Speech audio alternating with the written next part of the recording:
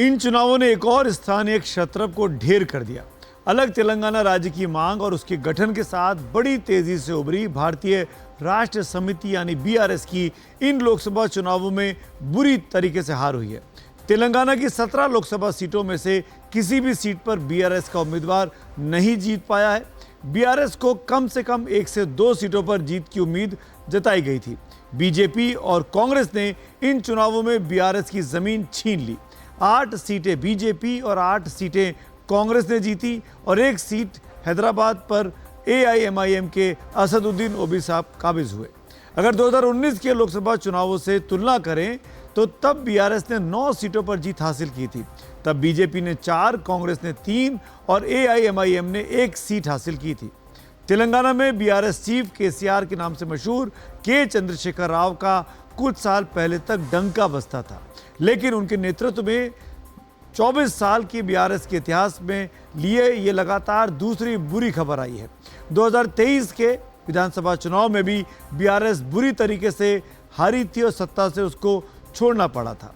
तब राज्य विधानसभा की 119 सीटों में से बीआरएस को सिर्फ 39 सीटों पर ही जीत हासिल हुई थी और बहुमत हासिल कर कांग्रेस ने सरकार बना ली थी।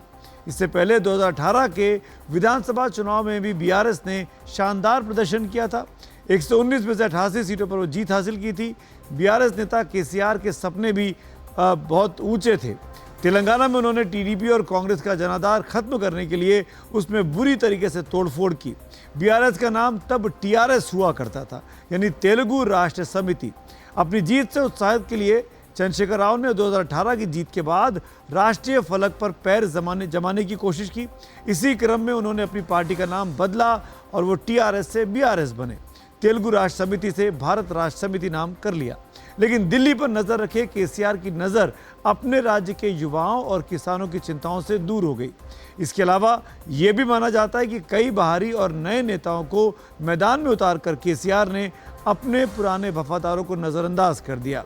यही नहीं, केसीआर पर आरोप लगता है कि उन्होंने तेलंगाना आंदोलन के समय के अपने पुराने साथियों को भी लगातार दरकिनार किया।